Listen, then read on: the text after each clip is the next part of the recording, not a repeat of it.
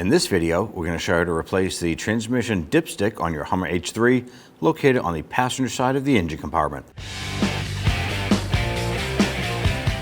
With the hood open on the passenger side of the engine bay, I'm going to locate your transmission dipstick here. You're going to flip this up and lift it up and pull it out.